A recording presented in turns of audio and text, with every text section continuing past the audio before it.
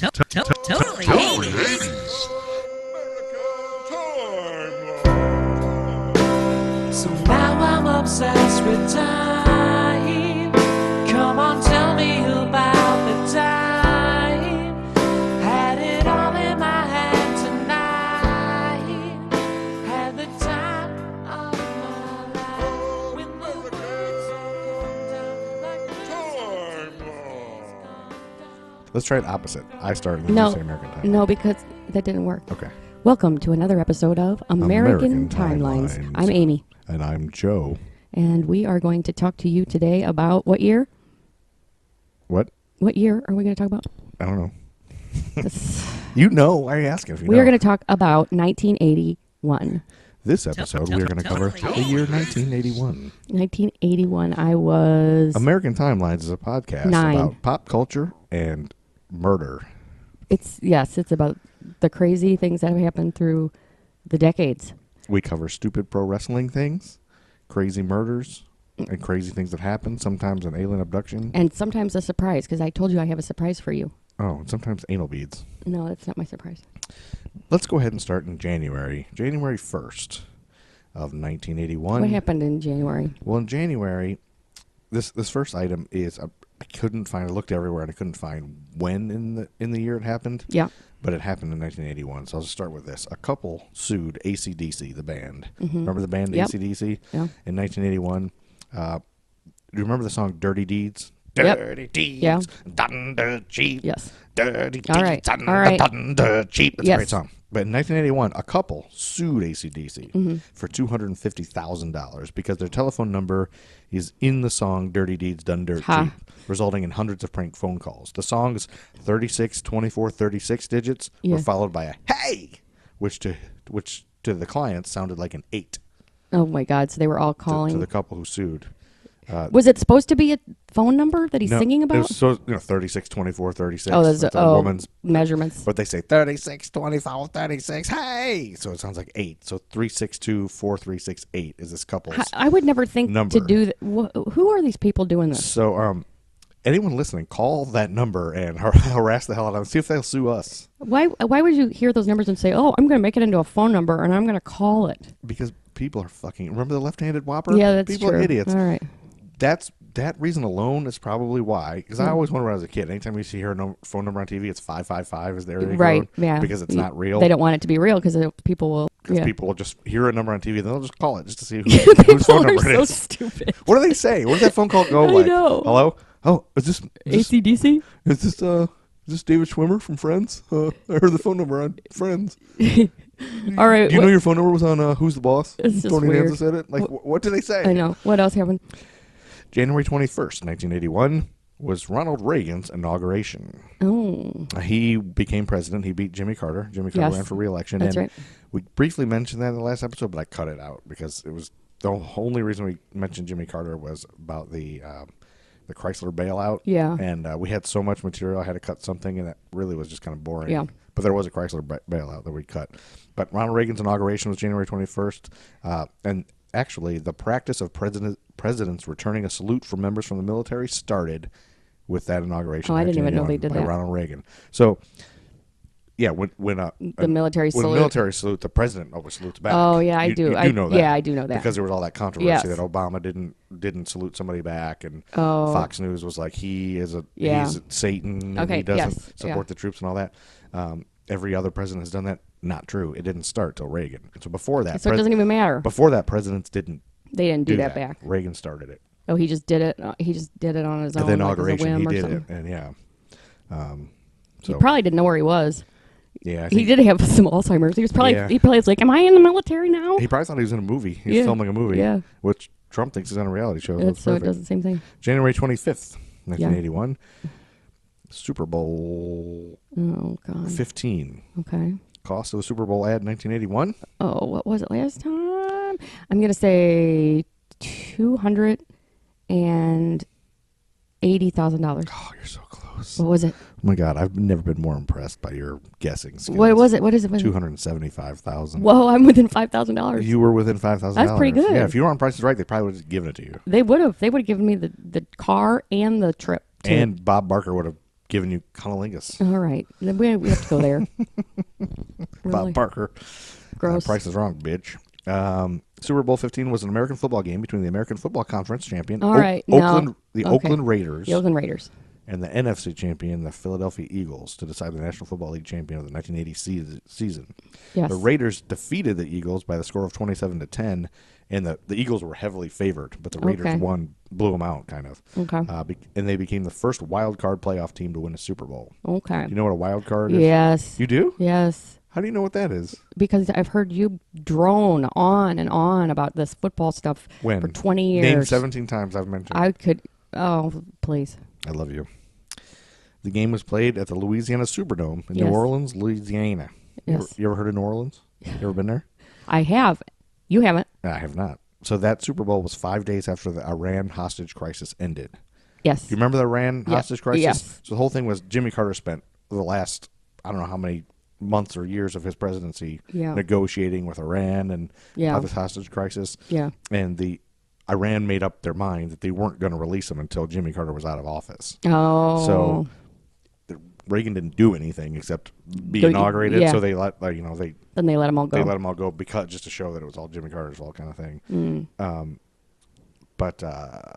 So I bet those people were happy when Reagan won that election. They probably were. Oh, not that I don't think. Because Jimmy Carter would have stayed in office. Yeah, and they would have never got him out. But he said all he did was try to get them released. That's all he thought about. That's all he cared about. Like, he didn't sleep at night. Yeah, he was just I'm sure. So this was right after they were released. So 5 days later, it was the Super Bowl. The game was held under patriotic fervor. The pregame ceremonies honored the end of the crisis. A large yellow bow, 80 feet long and 30 feet wide, was attached to the outside of the Superdome, while miniature bows were given to fans. It's nice. Jim Plunkett was the MVP. Okay. Helen O'Connell sang the national anthem. Do you know who that is? No. She was like a singer or actress, but she's from Toledo, Ohio There originally. you So I was go. excited. Toledo's the greatest city on earth. Tony Pacos makes the greatest hot dogs. Okay. Hungarian hot dogs. Okay. Chips. Remember the show Chips? Yes, I used to love Eric Estrada. It was broadcast after the game, representing the Super Bowl lead-out program. So it was one of the first times they did, like, okay, remember, stay tuned after the Super Bowl, watch Chips, special episode Chips. And, it was like, they led into Chips. That show. Chips, yeah. You said you loved Eric Estrada? I did. I was in Ponch? true love with You're him. a big fan of Ponch? By the time I was watching it, I want to say, though, it was on, like, after school time. It was on in the afternoon. It would have been reruns. Yeah, reruns of it. Yeah. So we had action figures of John and Ponch. Did you? And we had the little helmets on. That you know what? That might be a good, nice, just quick segue into my surprise. John and Ponch. Okay, you have a surprise that just doesn't have a date to it? No, it doesn't have a date to it. It Has is. to do with I chips? looked up the popular toys of 1981. Okay. And I thought I would go over them, and we can cut it if it's stupid. But I'd do it. okay, so Star Wars action figures were some of the popular toys, and I know you had. And we had a whole bunch of them, and we opened them and played with them all. There was Luke Skywalker and as an X-Wing pilot, Yoda, Lando Calrissian, and Han Solo in the Hoth outfit. Remember that? I have a little story about the Han Solo. Oh, no. Hoth. You can tell the story? Yeah, I'm going to tell the story now. Okay. Because I have to. Because specifically the Hoth Han Solo. Yes. That he was wearing a blue jacket with a hood up. He was the one where he saves Luke in the Snow. tauntaun and everything, puts him in the tauntaun's body. Yep. That was my favorite part of the movie, and that was my favorite character, and that was my favorite figure. And I carried that, and I think it's because I had a blue coat like that. Yeah. I put the hood up. Yeah. So I carried that action figure with me everywhere when this was 81, so Yep. I was 5, 6, Yeah. something like that. I carried it. I took it to bed with me. I took it to school, preschool. Everything was always in my pocket. Yep. And I distinctly remember I was in the bathroom at my mom's house, and she was brushing her hair, doing her makeup or whatever, and I was playing with the figure on the toilet seat, and he was like, "Oh," I was having an action scene. He was going to fall into the water. And your mom is sitting there, standing right next to you, and she's letting you play in the toilet. She's like brushing her hair. She's doing her hair. Like Oh, she's not paying attention to me at all. And I'm just like, "Oh yeah," and he's like, "Oh no, I fell in the water." And then my plan was flush the toilet, and when it starts, I've seen it flush. It just swirls around a little bit first, and then it goes down. So I figured I'll let him swirl around a little bit, and then he'll jump out, and I saved. And like that's not how it really flushes. I guess not. That's why I flushed it. It goes straight down. He went straight down immediately, like he was gone immediately, and I was like, and and I saw him go. And, Oh my God. And I was just like, oh my God, Han Solo, we gotta get him. Where is he? Is he out in the sewer? Can we go out in the sewer? Oh and get my him? And God. my mom was like, no, honey, we don't. He's gone forever. Like we're never gonna get him back. I was like, what are you talking about? Did you pull a Henry? I'm pretty sure I threw it. I remember just being heartbroken and just replaying it in my head over and over, and I'm never gonna get him back. Oh again. my God. But I didn't get a new one or anything. It wasn't like on the sitcoms where they go get a replacement Which immediately. to be honest, we would probably do too. We probably would. If it was this beloved thing that he played with all the time. An action figure or something, but yeah. Yeah. So another one was the Barbie perfume maker, which I sort of remember. That doesn't seem safe. There were Clash of the Titans action figures. Remember Clash of the Titans? I don't. Really? You never saw Clash of the Titans? Mm-mm. Oh my God! It's like it's almost got that claymation kind of. I'm drawing a blank. I don't even think I know what it is. Perseus and then Pegasus and Medusa comes out and she turns the guy to stone. It's a cartoon? No, it was a movie. It was a giant movie. I can't believe you never saw Clash of the Titans. No, I don't. I've never seen that. Let's watch the trailer. Oh my God! It's hysterical. Harry Hamlin. Harry Hamlin was Perseus. And Laurence Olivier. Yep. I don't remember ever even hearing of that being a thing. Oh yeah, we have to watch it. It's pretty fun. I think Henry might even like it. It's real, but it's got like claymation creatures, like I see the Medusa. picture, yeah. Medusa is like a claymation. No, I missed that completely being a thing. Oh my God, I can't believe that. Not even aware of it. Yeah, so many people are going to be mad. They are. All you Generation Xers are going to be pissed. You're not representing. Then this next one, my cousin Eric had, and it was a Jaws game, and it was like this plastic Jaws head that was open, and you put all this crap in his throat, and you had to fish it out with a fishing hook before he snapped his jaws closed, and it scared me to death, that game, because I put my dick in that one. Stop it, you did not. Let's see if there's any other fun. There's Crazy Clone Laboratory. Where that's where you could clone humans? No, now your child can clone his own fingers with this molding toy. You mix green material with water, put your finger in the mold for a few minutes, then mix a second batch using flesh tone mix, and pour it into the original green mold. In a few minutes, remove the cloned finger with a soft, weird skin feel. Also make copies of toes and other objects. Okay, that's weird. Why would you want to do that? I want a clone finger. Well, they have that silly putty you could But copy this is pretty. newspaper. This is like a ordeal to get through, though. Yeah, it's weird. All right. Sounds dumb. There's a master caster where you can make your own Formula One cars, and it was basically melted plastic. Boy, play with all these poison chemicals, children. I know. There were Munchie dolls. Remember those? Munchie, That's right. Munchie. That's right. Munchie. Of course, My Pretty Pony. There was Sport and Shave Ken, and he was the first Ken with real, lifelike hair. Like it wasn't just plastic. Right, It was like, right. But it turned out awful. He looked like, that caveman movie? What's that movie about a caveman that... You mean Saturday Night Live when Phil Hartman's a caveman lawyer? Probably. That'll work. But he looks... His hair is like sticking straight up. I don't understand your primitive... But you could put brown marker on his face, and then he had a little razor that you could use to shave his face off, and then his hair was like a crazy afro. There was I remember a girl next door had a Munchie, and you could put its thumb in its mouth. Yeah, that's right. Munchie. Okay. The Empire Strikes Back laser rifle, and it was authentically styled with 2 electronic sounds. It was Han Solo's rifle, or his gun. His laser rifle? Yeah, we had it. It made sounds. We had that. It was so cool. Strawberry Shortcake Steel Tricycle. I don't know why I put that one. Oh, this is the last one. I used to love sniffing the neighbor girls' stalls. Yep. There was a board game called War of the Networks. And it was you're a wheelin' dealin' TV executive trying to win the ratings war. Schedule programs, choose your stars, and try to make the most money. Do you want Howard Hessman on WKRP or Ron Glass? Wouldn't it be funny to get a copy of that? Like what's it called? War of the Networks. I bet there's a nerd board game guy somewhere listening with a big boner right now. Yeah, I'll go get it out while I listen to the podcast. But I just think that would be hysterical to see what the stars that game is going to be so Lonnie dated. Anderson. Yeah, it's going to be probably Cheryl Teagues. Who's the people on Dallas? All those Dynasty people. Yeah. That's so anyway, pretty good. Those are good. I thought that would be fun to see. Yeah, that is good. You were bugging me to do that, and I refused. Yep, that's right. That's good. January 31st, Blondie took over the number one spot with a remake of a 1966 song. The Tide is High. The Tide is High, yeah. Correct. Did you know that was a remake? It sounds like it. It sounds like one. Do you remember the video for this? Yeah, I kind of do. You do? The music video, this is just the only thing I kept on here because it seemed interesting. The music video depicts the band waiting out on the street for singer Debbie Harry, who appears to be trapped in a flooding apartment. All the while, she is being monitored from outer space by what appears to be a Darth Vader-like alien being. It's so 80s. She soon reunites with the band on the street, and they drive to a rocket launch and fly into space. Then they crash into the spaceship or space station. Harry confronts the alien being and begins dancing with him. Okay. That does not go with that. No, I know. I can't picture. I kind of picture the background or something, maybe.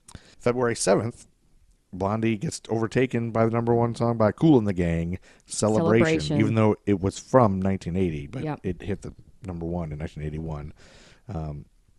So February 7th. That was the big, when the Cardinals won the World Series sometime around this era, and that was the big song in St. Louis. Celebration by the Kool and the Gang. Celebration. Well, they do say that Celebration came out that year, and it instantly became super popular at stadiums. Yeah. Every team played it. Every stadium played that over and over. So and they still do to this day. They still play that every game you go to. But this still remains the band's only number one hit ever. Really? Kool and the Gang. Yeah. They have some other good ones. I'm surprised they weren't never number one. Yeah, isn't that funny? They did Jungle Boogie and stuff. Jungle Boogie. February 21st, Kool and the Gang gets overtaken by the number one song by Dolly Parton, 9 to 5. Oh, I love it. I just want Dolly Parton to come over here. And I know you do. I'm not a country music fan, but I love Dolly Parton. I know, she is. She's awesome. I think I love her more because gay guys love her. Gay guys love Dolly Parton. Mm-hmm. Dollywood. If you go to Dollywood right now, it's just gay men everywhere. Yeah. February 28th, Eddie Rabbitt, I Love a Rainy Night, takes over the Billboard charts, number one. Mm-hmm. I love a rainy night. March 1st. Yep. Politics. Harvard professor Roger Fisher was known for a unique idea towards nuclear deterrence. In a March 1981 paper. While discussing the importance on reaching a wise decision, especially in terms of nuclear arms, he suggested implanting the nuclear launch codes in a volunteer, inside a person's body. If the President of the United States wanted to activate nuclear weapons, he would be required to kill the volunteer to retrieve the codes. Wow. And this is from his paper. My suggestion was quite simple. Put that needed code number in a little capsule and then implant that capsule right next to the heart of a volunteer. The volunteer would carry with him a big, heavy butcher knife as he accompanied the president. If ever the president wanted to fire nuclear weapons, the only way he could do so would be for him first with his own hands to kill one human being. The president says, George, I'm sorry, but tens of millions must die. He has to look at someone and realize what death is, what an innocent death is. Blood on the White House carpet. Wow. It's reality brought home. When I suggested this to friends in the Pentagon, they said, my God, that's terrible. Having to kill someone would distort the president's judgment. He might never push the button. Oh, my God. Which is kind of the point. Yes, it is. Yeah, that's crazy, but it kind of makes sense. It does. It's a real person. But right. I used to always say, who the fuck is going to volunteer to do that? I used to always think that senators should have their own children, should be required to be in the military. Whenever there's a war, an active military, if your own child. Because they'd be a lot more careful. Then they'd be a little bit more reluctant, maybe. Yeah. What if they don't have kids? They're forced to have kids. Forced to have a child. Forced to have a child. Yep. Or if they don't have kids, then their wife has to go. Yeah, or they do. Some old man. No, their wife. Yeah. Or their neighbor. Or whoever's walking down the street. Whoever you know. March 21st. Mm-hmm. The new number one single on the Billboard charts is REO Speedwagon. Keep on loving you. I wanna keep on loving you. As it's the only thing I wanna do. I don't wanna sleep. I just wanna keep on loving you. Oh, I like REO. REO Speedwagon is great. Yeah. I downloaded that whole album and I was like, oh my God. They have like 4 songs that sound just like that with other words. Yeah. Oh, yeah. They're still all great. That same But it's one of those that's like, yeah, it's a good band, even though it's a kind of a joke. It's a go-to. It is, yeah. But it's like. And they all sound the guy sounds the same. Right. Them, but they make good music. Yeah. It is, yeah. I love REO Speedwagon. In fact, let's make this an REO Speedwagon. All right. That sounds good to me. Sounds good to me. Next year, we'll do an REO Speedwagon podcast. We'll only talk about that. Deep dive. Yeah, each episode will be like one line of the song. We'll just talk about it for an hour. We'll just keep singing that. March 28th, Blondie takes over again with another song. Wait, let me guess. Not Call Me? Nope. Hold on. I don't know this one. I don't think you'd have to sing. You'll have to sing this for me. Okay, what is it? What? Rapture. Blondie Rapture. I don't remember it. March 30th. Politics again. Ronald Reagan called Code of the Secret Service the worst movie he ever made. The film inspired a man named Jerry Sparr to join the Secret Service. So this guy watched it, Jerry Sparr. Yeah. And in 1981, that guy who was inspired by Ronald Reagan's movie saved President Ronald Reagan from an assassination attempt. Oh, wow. On March 30th, 1981. The assassination attempt on Ronald Reagan happened on Monday, March 30th, 69 days. Was it Sirhan or what 69 days after he became president. Ronald Reagan was leaving a speaking engagement at the Washington Hilton Hotel in Washington, D.C. As Reagan left to enter his car, John Hinckley fired his gun. Yeah, remember that? You said 6 days after his inauguration? 69 days. 69 days. 69. All right. You know what that is? Stop it. Stop it. You're stupid. You're stupid. Should we explain to the you kids? Know what that is? Let's explain to the children. All right, let's not. All right, what's next? I remember when I was in elementary school, people would write 69 and everywhere. You knew it was dirty, but you didn't know why. I had no idea what it was. Yeah, I just knew it was supposed to be cool dirty. to love that, that number. And I was like, oh, 69. Yeah, you know. And I was and I have no idea what Let's it hope was. that's our children. They don't know that it's cool, probably. April 10th, music.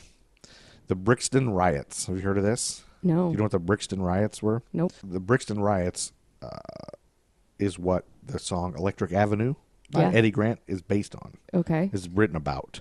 Okay. I love that song. We're gonna rock down to Electric Avenue, and then we'll take it higher. The song title refers to Electric Avenue in the South London district of Brixton, which was the first market street to be lit by electricity. The area is now known for its high population of Caribbean immigrants. Because of the song? No, I think it was then. That's when he wrote it. This was happening. There was a high population of Caribbean immigrants and high unemployment. At the beginning of the 1980s, tensions over unemployment, racism, and poverty culminated in the street events now known as the 1981 Brixton Riot. Grant, horrified and enraged, wrote and composed the song in response. A year afterward, the song was playing over the airwaves. Oh, okay. Which I didn't ever know what that was really about. Right. I thought you meant that a bunch of Caribbean people moved there because of that song. Liked that song so much that they moved This is a great song. We should go to Electric Avenue. No, I don't know think why so. that would. I would think that. April 11th, 1981. A new #1 song. Daryl Hall and John Oates. You want to guess Rich the song? Girl? Nope. No, I don't know. Kiss on my list Oh, because God. your kiss That's is now on that's a my list band that's kind of because shitty. your kiss is That's on. pretty shitty music. Hall and Oates are pretty shitty. Yeah, but they are. I still, You still what? I guess just because I know a lot of their songs. Well, you know what yeah, I mean? Like, you know them, so you we just had play 'em. limited. You know, like we were saying last time, we had limited. Yeah, I have friends a lot of friends who that was their first concert. Hall and Oates. Hall They and went to see Hall and Oates. Oh my God. It's like Hall and Oates sounds like they're great, but you watch their videos and they dressed Oh, they ridiculously. were awful. Oates had a damn mustache. Yeah. Well, what are you gonna do? I had an Oates collage in college. I made a collage of just John Oates. Love John Oates. Oh yeah, we loved him. Well, the reason we did In college. yeah, well, we moved into a college house. In the house, there were old 80s teen magazines. Oh, my God, really? Stacks and stacks and stacks I of didn't know them. that. And so we looked at them. They were hilarious because they were very nostalgic from the 80s to the mid 90s. Right. And so but it was so fun. We would laugh because it's like, here's Kirk Cameron and here's Corey Haim and then here's Hall and Oates. Yeah. Like Right. there was all these pictures of Hall and Oates. Yeah, they were doing stuff. And I was like, they weren't heartthrobs. They're old guys. Like, they were. I guess they were. But there's all these pictures of Oates. Like there's Oates with a horse and Oates doing this. So we cut Daryl Hall out of all of them and just made an Oates collage. Of just God. a whole big thing. We hung it up on the walls. Just John Oates. A bunch of John Oates. You guys stuff. are crazy. It's great. Everybody should have a Oates collage. April 12th. On April 12th, 1981, there was a quadruple murder in Keddie, California, known as the Keddie Cabin 28 murders. You say Keddie. Keddie. Keddie. California. Yes. This was something out of a horror film.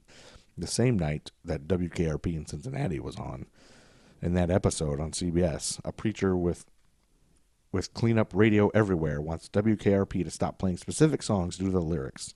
Mr. Carlson thinks the station should cooperate, while the rest of the gang says the songs are classics and shouldn't be subjected to censorship.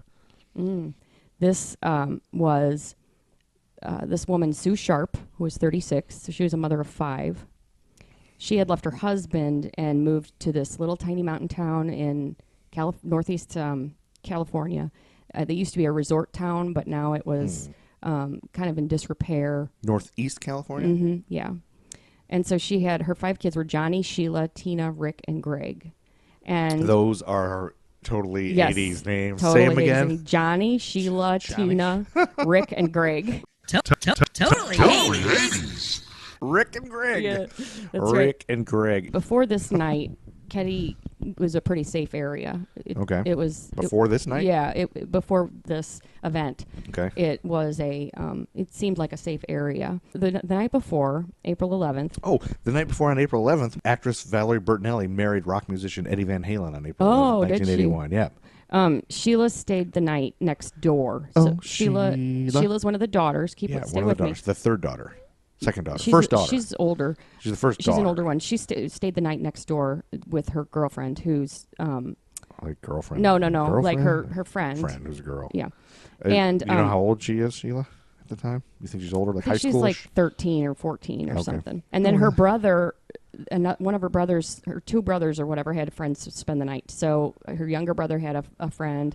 At her house. So she was at her neighbor's house. She was at her neighbor's house, and then there were some extra boys staying the night. At that same house. So at cabin 28, it was Sue, the mom. So they live in cabins. They live in cabins. Oh. So cabin 28 is where Sheila lives.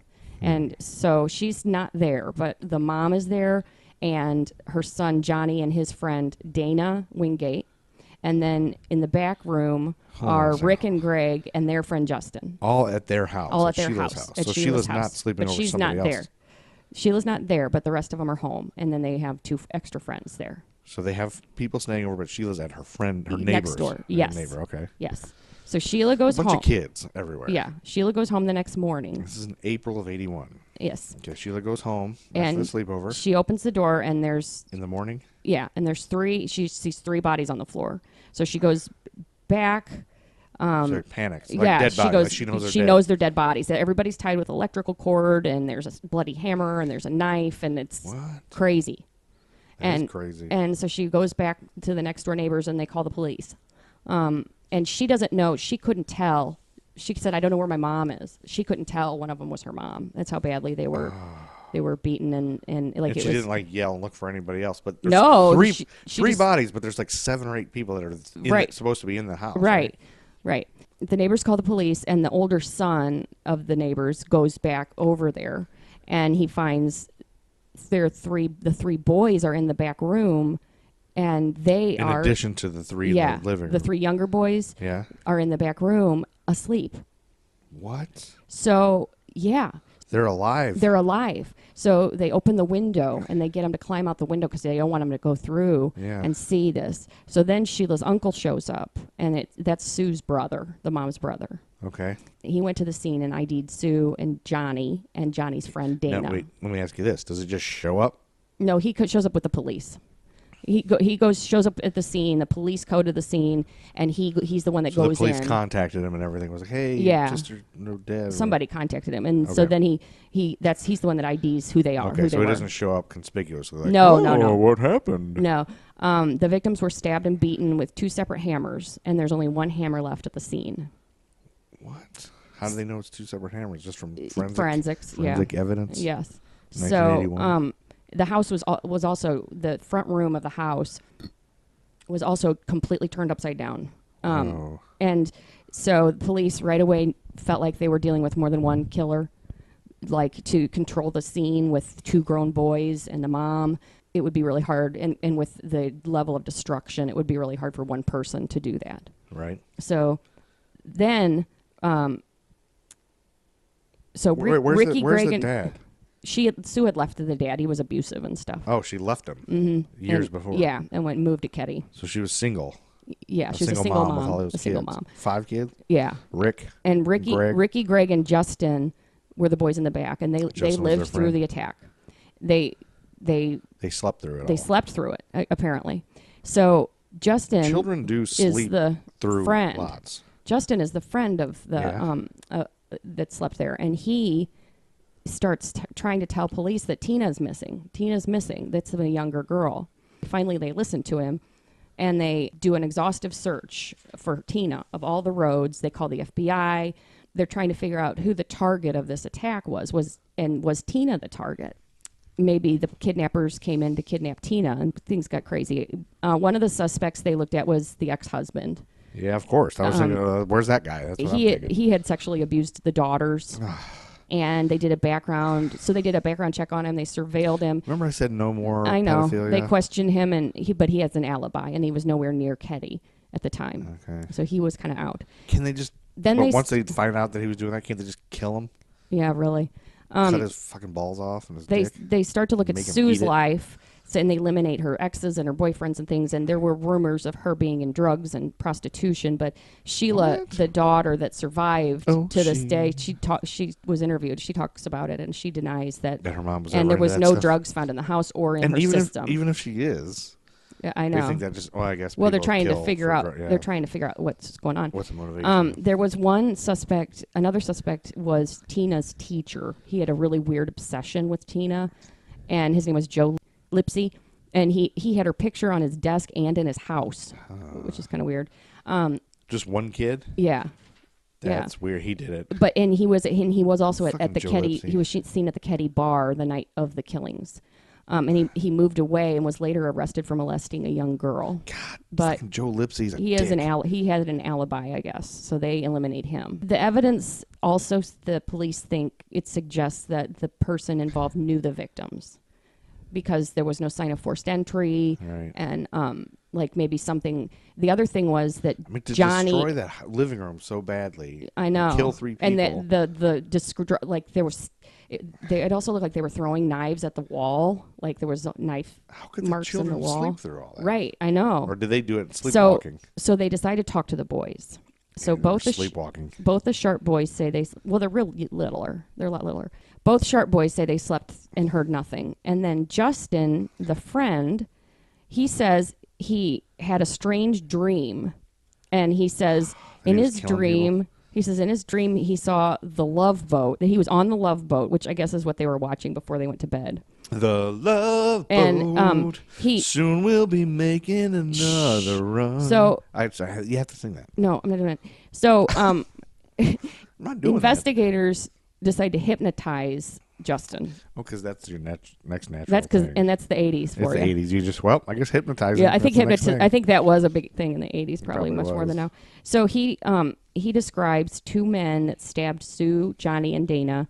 And the dream he describes mimics the murders. Like he describes the hammer and the knife, and he talks about how Sue was stabbed in the chest. So the police get him to describe 2 men that were the attackers. One has short hair and one has long while hair. he's hypnotized. Yeah, and they get a sketch of each of these. Based on his hypnotized self Yes. of a kid. But he knew stuff, and he also knew Tina was missing.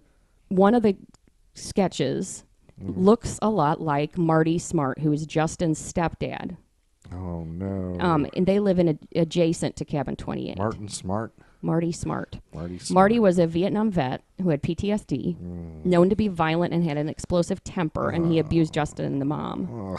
He had gone to a VA hospital for the mental health unit and met a guy named John Bobiday, who was Bobiday. called Bo. They called him Bo. Hey, John Bobiday. And Can we he just call you brought Bo? he brought Bo back to Keddie, where Bo stayed on the couch. So this guy Bo Bo. is there. Bobiday. Bo is a thief, an ex-con, and a hitman. It was rumored. And he was sleeping on the couch of Justin's Yes, house. yes. Bobiday. Yes. Bobiday. And Justin's mom, Marilyn, was interviewed, and she said that Bo that night had asked Sue Sharp out.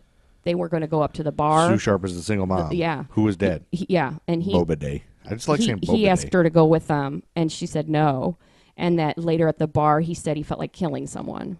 And he was what. rejected by her. Yeah. He felt rejected. But she had Yeah. all those damn kids in the house. You can't go to a bar. I got Right. 9 kids here staying over. So the sheriff Bobiday. brings Marty and Bo in for questioning, but Marty and Bobiday? Mm-hmm. Sorry, I just like saying and Bobiday. Bo tells all these lies. He says he used to be a cop. He says all of this crazy stuff one of those that are real lying guys. obviously lies. He says his alibi is that he was with Marty the whole time. Marty says something weird. He kind of slips up. And he says, Justin could have been at the scene of the crime without me detecting him. Yeah, that's a slip up. Yeah, That's basically so saying you were there. then he also says, I heard a hammer was used. It's weird. I have a hammer that went missing, and he describes it, right? One of the things with this one is the police, there's something going on. Like, they do a horrible job They're investigating involved. this. They're friends with Boba Day. Right, Or something. because they let them go. They never re-interview them, and the sheriff was friends with Marty, and there was rumors that Bo was a police informant. Fucking Boba Day. So then all of a sudden Justin stops talking to the cops. And The kid? Yeah. The little kid? Well, the dad probably went back He home. probably threatened the shit out of him. Yeah, right. Yo, me and Boba Day will fuck up your And life. so there was evidence purposely left out.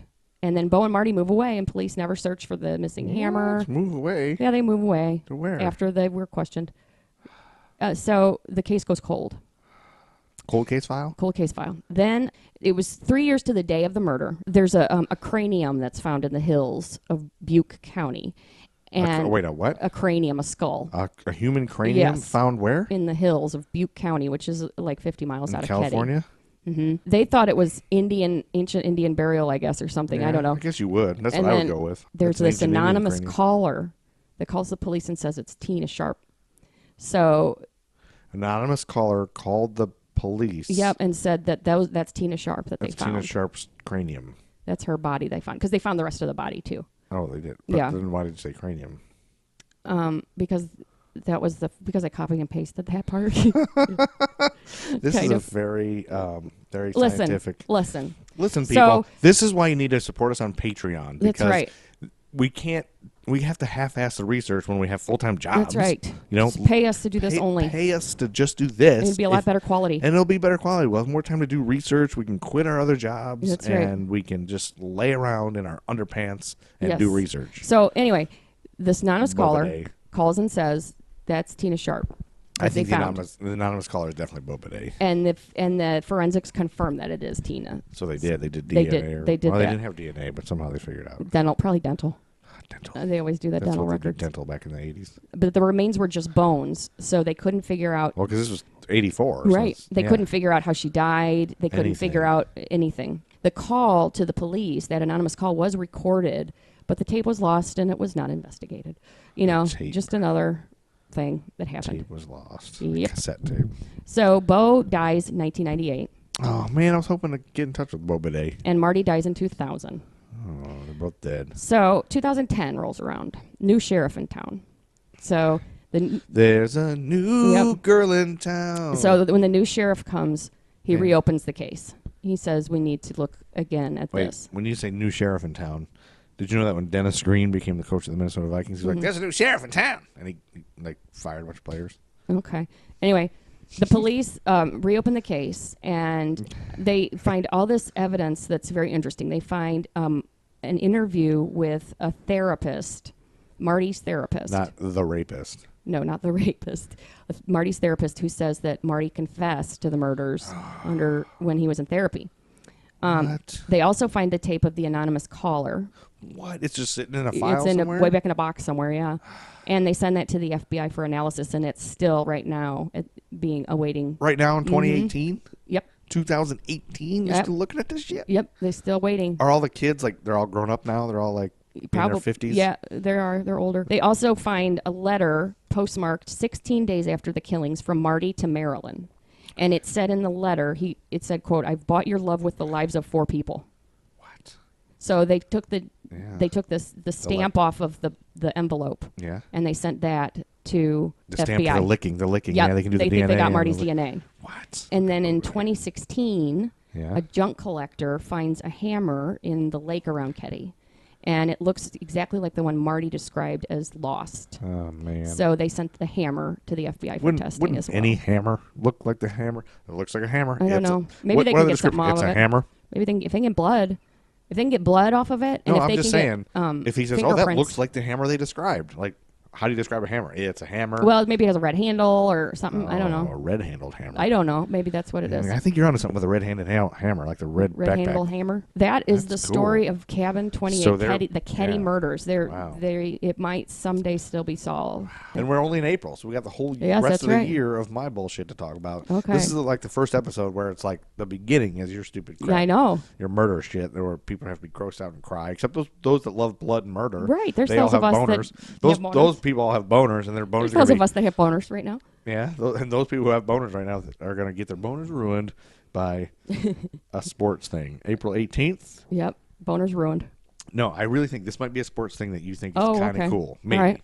I mean, it's a record. It's a long shot. The Pawtucket Red Sox and the Rochester Red Wings, two teams from the AAA International League, so they're minor league baseball.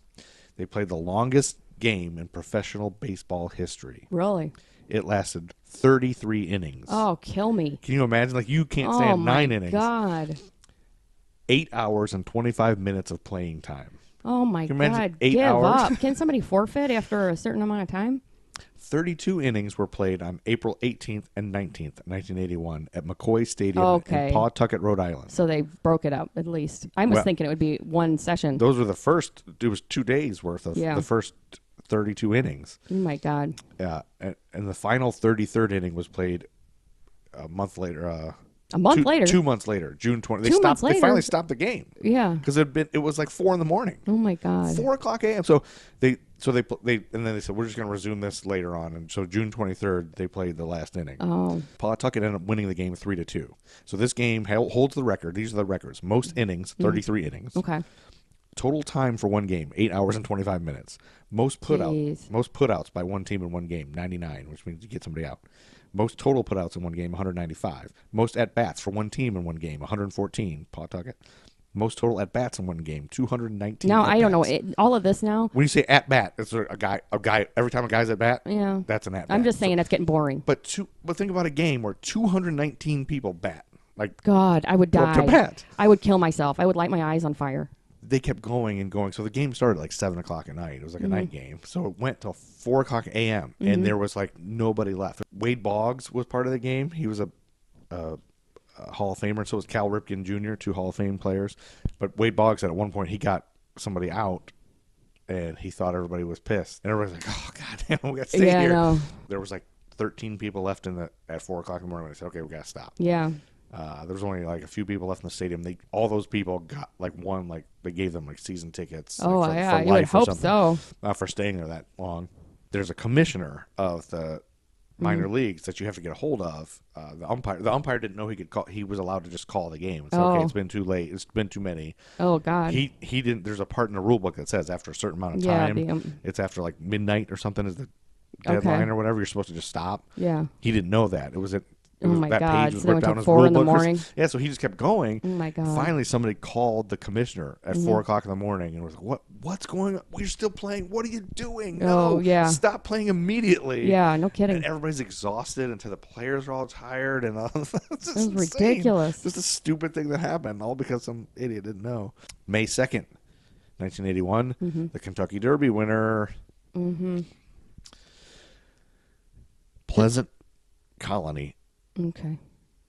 You didn't even want to guess. No. I didn't even make you guess. I didn't even try. I know, you didn't. Also, May 2nd, same time Pleasant Colony won the Kentucky Derby, there was a new #1 song by Sheena Easton. Oh, God. For your eyes only. No? No. Oh, I can't. That's the only one I can I'll tell think you, of. I downloaded Sheena Easton's 1981 album. Yeah. That's all terrible Yeah, music. it is. It Why would sounds you like- download it? I just wanted to see what... I only know Sheena Easton from that song she did with Prince. Oh, yeah, yeah. What's the song? Morning Train, Oh, yeah. 9 to 5. Yeah. You know how that goes? Oh, yes, I do. It's... I'm taking the morning train, 9 to 5. No, that's not. I just made I was that going up. to say, that doesn't I sound made- like it. I made that up completely. Oh, I know it. My baby takes the morning train. He works from 9 to 5. and He takes takes another home again. to find me waiting for him. I like He to takes me to take the some movies, shits to and the bags. restaurant.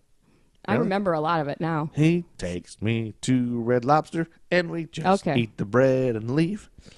That'd be a good song. Yeah. Because why go to Red Lobster for anything else but that cheddar biscuits? Also, on May 2nd, 1981, Killer Khan breaks Andre the Giant's left ankle by diving onto him off the top rope in Rochester, New York.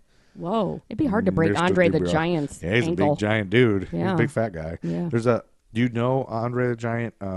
When he would go to Japan, a lot of wrestling is huge in Japan. Yeah, They I would go there remember all the you time. showing me pictures from it. You had a book about him or Oh something. yeah, he was He was, like, unbelievably in the- big. But in Japan, he couldn't get into the bathroom. Like, Yeah. a lot of You places. told me this A lot of story. toilets he couldn't fit on, or Yeah. bathroom. So, and so he would, a lot of times he couldn't fit on the toilet, so he'd just shit in the tub. Yeah, that's so Like, gross. he would just shit in the tub Yep. in places because he couldn't get on the toilet. That is so disgusting. In Japan, he couldn't even Even get get in the bathroom. into the bathroom. What'd he do? He couldn't. He shat on the bed. He put Oh my God. He rolled newspaper out on the bed and took a shit on the bed. Oh my God. I bet the shit is like the horse shit. Oh, it's like a giant shit. Yeah. Like I'm just picturing a giant, Like a huge cow pie. like as big as my leg. My whole Oh, leg gross. is one of his turds. That's Just a pile so of his gross. turds. That's He shit so on the gross. bed. Yeah, it's the Ugh. greatest thing that's ever happened. Who pooped the bed? Andre the Giant pooped the bed. Yep. And then he laughed about it.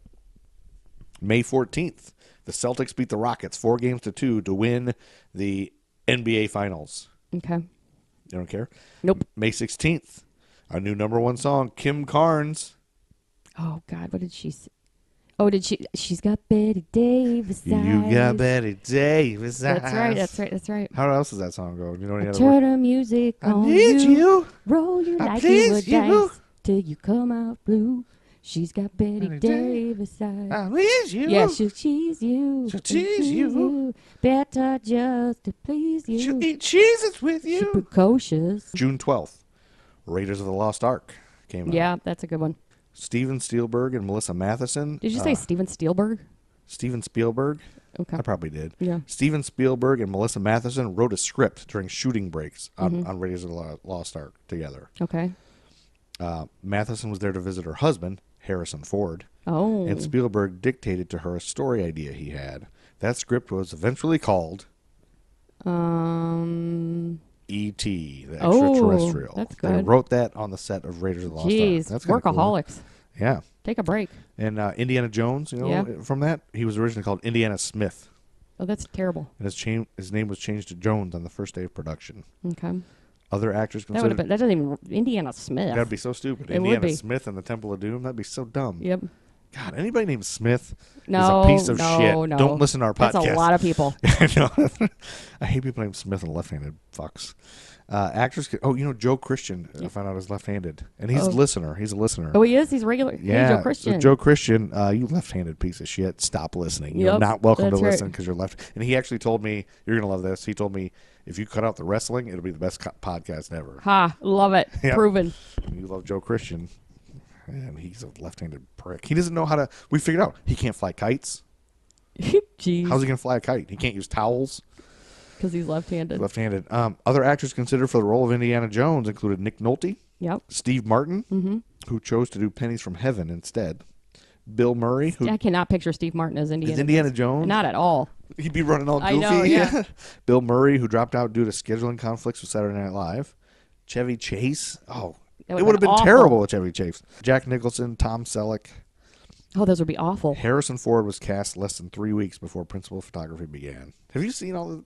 Yeah, of Indiana Jones? I saw the first one. I Obviously, think I've seen like the the first first three, two or three. yeah. How many are there? I think there's like 5. 'cause There I think is? There's one with his dad, and there's one with a kid or something. Yeah. Because what's his name plays his dad. Are you sure there's 5? I think there was only 3. I think there's at least 4. There is. Because there's the 3. This is gonna be a corrections and apologies, probably. There's at least 4. Because what's his name plays his dad? The guy goes, not a fan of the lady. Sorry, I got your back. Yeah, Sean Who's that guy? Connery. Sean Connery. Plays his dad in Yeah. at least 2 of them. Okay. I know he wasn't in the first 2. All right. Anyway. So anyway, and then he's got a kid. There's like a new one that's an Indiana Jones Jr. or something. Oh no. I think there's 5. June 19th, Mm-hmm. Superman 2 came out. I liked that one. Was that the one with they're on the record album spinning out in space? Probably. I think they so. were all weird. I remember them being real weird. I didn't really understand what was happening, but anti-smoking campaigners opposed the film as the largest sponsor was the cigarette brand Marlboro, who paid $43,000, approximately. Wow. 40, Who smokes Marlboros in it? The large sponsor was the cigarette brand Marlboro, who paid $43,000 for the brand to be shown 22 times in the film. Lois Lane was shown as a chain smoker in the film, although she never smoked in the comic book version. But Margot Kidder probably loved she probably did. Smoking 100 million cigarettes. Did, yeah. And you think about it now, imagine if you saw anybody in a superhero movie smoking cigarettes. I know. What the? Mm-hmm. So that'd be funny to watch. But every person in the world smoked back then. They did. July 8th, the Go-Go's were the first and to date only all-female band that wrote their own songs, played their own instruments to have an album reach number 1 on the Billboard 200 albums chart with their 1981 debut album, Beauty and the Beat. Beauty and a Beat, yes. Yes, I had it. You did? Yes, I love the Go-Go's. We got the beat on it? Oh, we yeah. got the beat. And our lips are sealed. That's a good song. Yeah. We got the beat is still a good song. Yeah, I will take off my shirt in my Prius. I will scream. And it's ridiculous. And everyone around me, listen to this. July 9th, Mario debuted as Jumpman. His name wasn't Mario. Jumpman? His name was Jumpman. That's snappy. In the arcade game Donkey Kong on July 9th, 1981. Cranky Kong is the original Donkey Kong from 1981 arcade game. Oh. And that the current modern Donkey Kong was meant to be his son, Donkey Kong Jr. I wonder why they called it Donkey Kong. I don't know. I always wondered that. It's weird. It's a gorilla. It's not a donkey. I know. Why is that his name? I didn't understand. We never questioned it. Nope. We just played the game. Yep. And it was fucking hard. It was hard. I could not. Maybe one Jump level. over those stupid barrels. You just can't time that shit No, right. I know. And who's got the patience? That's Yeah, the thing. You got to have patience Yes. and nothing else to do. Yep. And it'll be a big fucking loser who's never going to get laid. Yeah, that's right. July 17th, Arthur. The movie Arthur came out. Yeah, I remember that. At one point during the production, Liza Minnelli is supposed to board a bus in front of Berghoff's on 5th Avenue. Mm-hmm.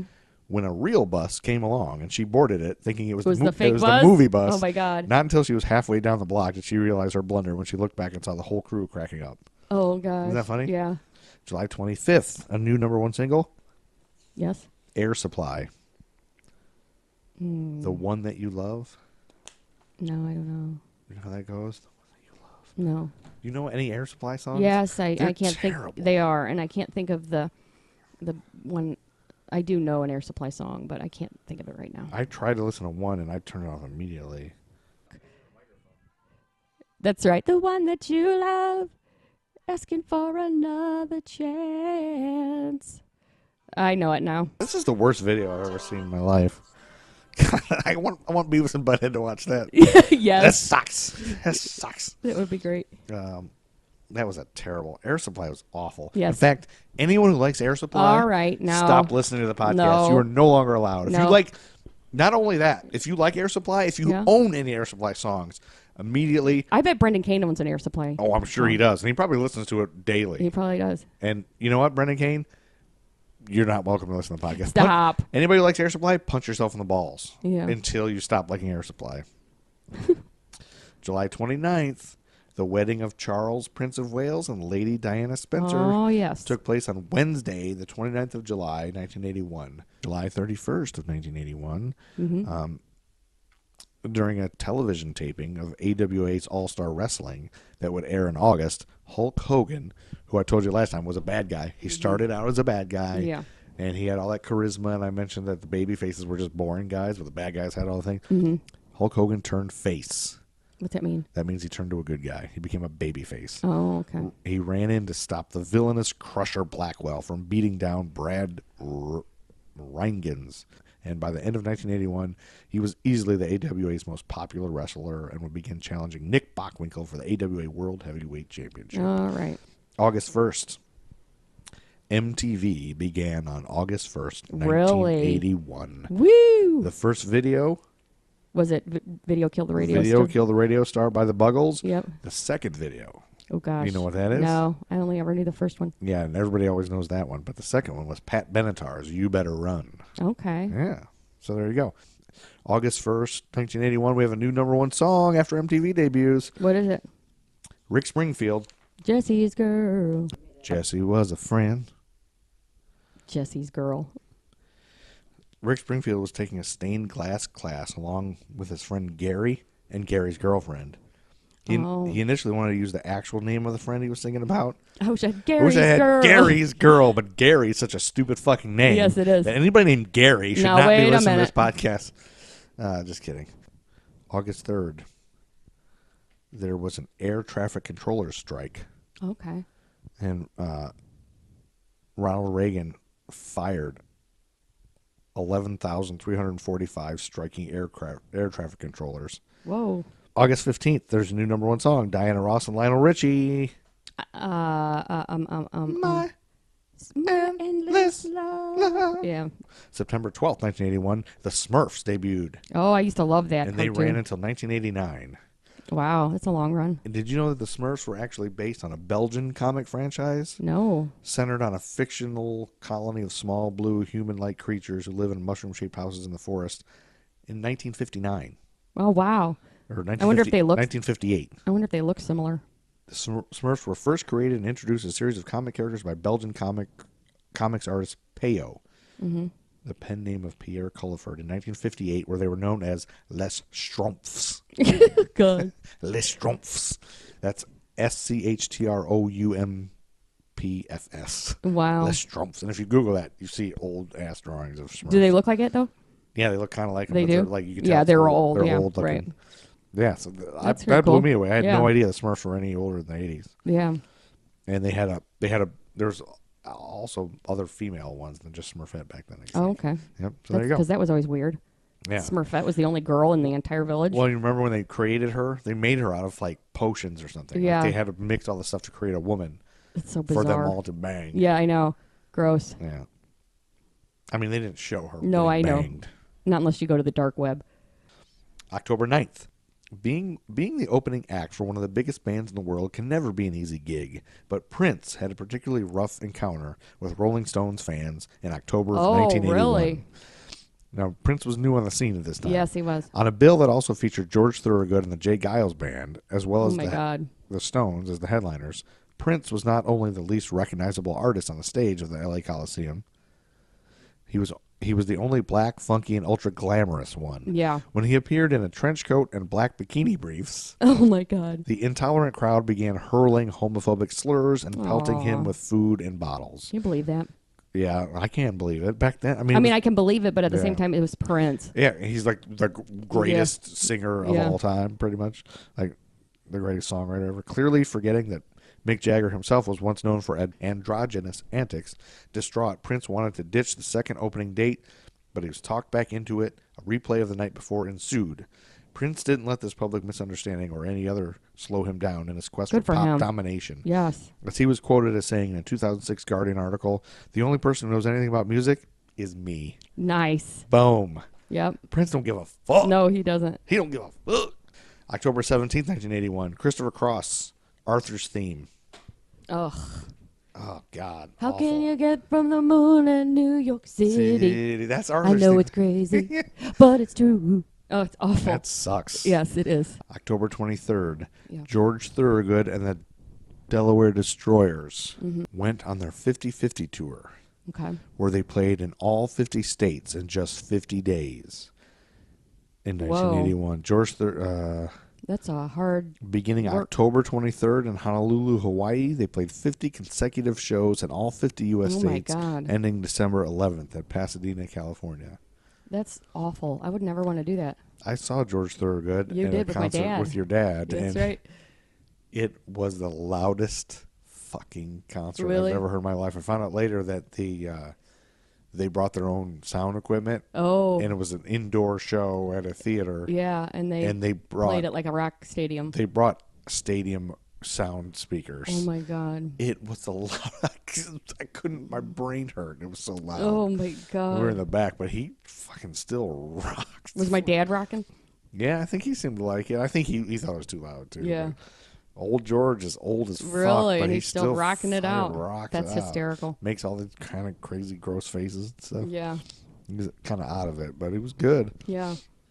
October 23rd, 1981's Frogger has the most ways to die in any arcade game. Oh, really? The frog may be killed in 9 different ways as he crosses streets and rivers on his way home, including alligators, cars, snakes, and water.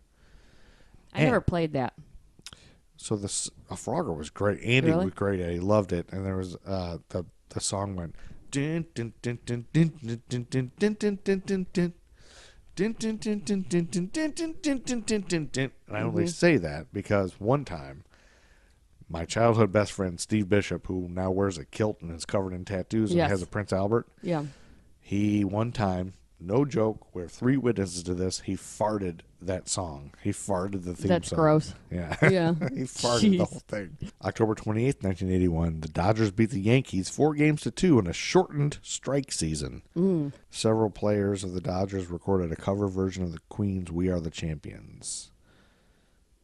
And the quartet performed the song on an episode of Solid Gold, the syndicated Yes. TV show. Remember that show? Oh, Marilyn McCoo. You loved that. Rick Dees. Yeah, I loved Solid Gold.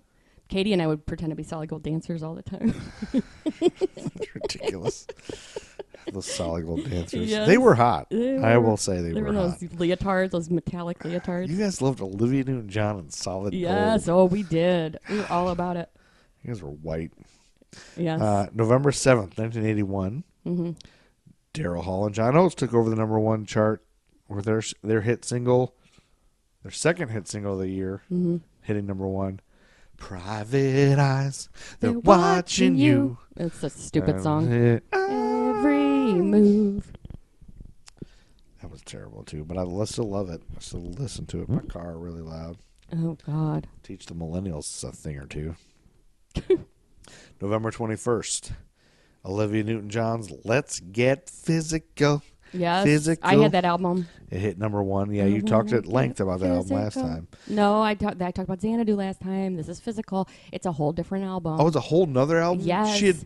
Xanadu was a movie. And she had an album And she had an soundtrack. album based on the movie. So and on this- Physical was a whole new album. So on Physical, there's a song where she sings about dolphins. Yes. And it's got dolphins singing Dolphin with her. songs. Yes. It's like dolphins. Yes. Her dolphin song? Yeah, I don't know. That may be the dumbest song I've ever heard in my life. It's I a thought it bunch was of- good when I was that age because I had the whole album. Like it's. How did you hear it? I told you I downloaded I looked at some list of the top 10. And you or downloaded Olivia Newton-John's Physical 20 album? albums. The whole album just to see what else was on that because it was Oh just my Physical. God. And but what I'm doing is I see how much I can listen, And then I you delete. and I gonged the shit. That one actually, I listened. I was like, "What the fuck is this?" And that was the first extra song you The whole heard? first 5 minutes of that are just Good dolphin sounds. I know. I was like, "What the fuck is this?" Is that There the was a only other soundtrack? song you heard from that album, though? Oh no, there were other ones that I gonged immediately. Oh, I mean, yeah. most of them were terrible. Yeah. They all sounded like that song in Grease that they wrote for the movie. That Yeah. was just for her. Yeah. That whatever song she sings, Hopelessly totally Devoted to Yeah, You. hopelessly. They all sound just like that. And they're Yeah. all garbage. Yeah. I mean, she's terrible. She's Oh, an God, I awful loved singer. her. I don't know loved why, her. because it's awful. She was a wholesome. Yeah, that's true. It was because But of Grease. That's did- why we loved her. You know that from let- Grease on, she was our idol. Well, did you know that Let's Get Physical was, I don't think I wrote this on here, but it was originally written for Rod Stewart. Oh, really? Yeah. Yeah, I didn't That's when she write it. cut all her hair short for Physical. to look like Rod Stewart. November 28th, actress drowning death. Natalie Wood? Natalie Wood. Yeah, I didn't even know who she was. Yeah, she was a movie star. Yeah, She was in a movie drowned. with James Dean. Did you hear about what happened with her drowning? Do you know? I know about that this? it's suspicious. Some people suspect Robert Wagner, and some people suspect Christopher Walken Really. as being involved. Yeah. During the making of the film Brainstorm, Wood drowned while on a weekend boat trip to Santa Catalina Island on board the Splendor. Mm-hmm. Many of the circumstances surrounding her drowning are unknown. It was never determined how she entered the water. She was with her husband, Robert Wagner, Brainstorm co-star Christopher Walken, and the Splendor's captain, Dennis Daffern, on the evening of November 28th, 1981. Wood's body was recovered by authorities at 8 o'clock a.m. on November 29th, 1 mile away from the boat, with a small inflatable dinghy named the Valiant found beached nearby. According to Wagner, when he went to bed, Wood was not there. The autopsy report revealed that Wood had bruises on her body and arms as well as an abrasion on her left cheek. Yep. Wagner acknowledged that he had an argument with Wood before she disappeared. The autopsy found that Wood's blood alcohol content was 0.14%. And there were traces of 2 types of medication in her bloodstream, a motion sickness pill and a painkiller, both of which increased the effects of alcohol. Right. Following his investigation, Los Angeles County Coroner Thomas Noguchi ruled her death an accident by drowning and hypothermia. Yeah, right. According to Noguchi, Wood had been drinking and she may have slipped while trying to reboard the dinghy. Yeah, right. You That's suspicious You think as hell. Robert Wagner killed her? Or Christopher Walken. Or Christopher Walken? Maybe. There's rumors about that. I got a prescription for more cowbell. I think he's supposed to be a real asshole, too. I hid this uncomfortable hunk of metal up my ass Yeah. for 7 years. And he killed somebody. He's Maybe. supposed to be an asshole, he said? I think, yeah, I've heard that. December 4th, 1981. We're getting to the end of the year. December 4th, 1981, On Golden Pond came out. I remember that. Yeah. I never saw this or ever even heard of Yeah. this. But why would Oh, I? you haven't It's- ever heard of it? I don't think so. Maybe, but Yeah. it didn't sound familiar to me at all. But I read a bunch of stuff about Henry Yeah. Fonda and Katharine Hepburn, and they never done a movie together and all this other crap, and it seemed real boring to me. Yeah. Did you like that movie? No, it's about old Remember it? people. It's like old people, and Mhm. when you're a kid, you don't care about this. December 30th, 1981, Yes. the greatest thing in hip hop ever. Like one of the biggest deals of hip hop. Like you cannot say you know anything or like anything about hip hop if you don't know about Kool Moe Dee versus Busy Bee All right. at the Harlem World. So this is the biggest hip hop battle of Okay. all time. And Manhattan's Harlem World nightclub, Kool Moe Dee performed one of the most ruthless career dissections of all time, taking the stage right after Busy Bee star Ski. Mm-hmm. Kool Moe Dee was pissed at B's claims that he'll take out any MC, proceeded to attack his predecessor point by point, dissing his name, his live show, and his trademark "Ba Wada Ba" chant. All Busy Bee could do was yell, "Shut up!" on the mic, helplessly. You can hear him say, "Shut up!"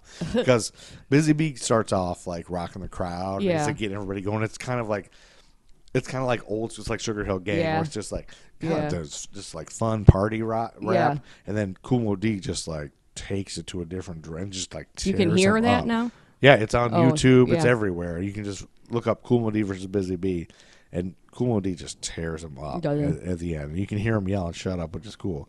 The shot stung, but Moe Dee closed the case when he broke into his revolutionary fast rapping style toward the end of his routine. And you gotta if you haven't heard this, if you like rap at all, you gotta listen to it. It's great. Like Yeah. it really It changed everything. changed everything with rap. Mhm. LL Cool J, he battled Kool Moe Dee, and it became a whole different thing. Mhm. So rap battles weren't a thing before this. No, they were a thing, but this like changed it. Like he tore him up. Yeah. Like he like just changed. They were a thing, but they would just like, I do party rock and then you do party rap. Oh, you know? it Rap wasn't a battles were a battle. big thing. Yeah. But this one was like he was like Going tore in- the guy yeah. up, like specifically him. Yeah. But it's like old school, and you can hear them. You can tell they're on a stage in the '80s, and Yeah. it's crazy sounding. 'Cause that's how rap started, just in the streets, people battling each other. That is all she wrote. That is all. I figured. That's a I lot. feel it was a lot, right? Yeah. But, yeah. So we're in the '80s. We have a new logo. Shout out everybody. Yeah, we got a new 80s logo Joe Enjoy our created. new 80s logo, which is made on some 80s simulator thing that everybody's playing with a while back. It looks awesome. I love it. You It did a looks great cool. job. Yeah, I'm gonna get that tattooed on my scrotum. Yeah, that's a good idea. Hey, I was thinking the other day, should we make T-shirts? Oh, we should. Because I was thinking we need like business cards to pass out to listen to my And podcast. yeah, business cards and maybe get some cafe press. We could do Get Out of Here Chuck Berry in the front, and on the back it could say American time Yeah. with our logo, or Yeah. whatever. Coffee mugs, hats, frisbees, do it. Umbrellas, condoms, shoehorns. shoehorns, All right. dentures, Dentures. Yeah. grills. Grills. that have- Grills. Yeah. Yeah, there you go. All right, well, get the fuck out of here, Chuck Berry. I love you guys. I love all of you. More than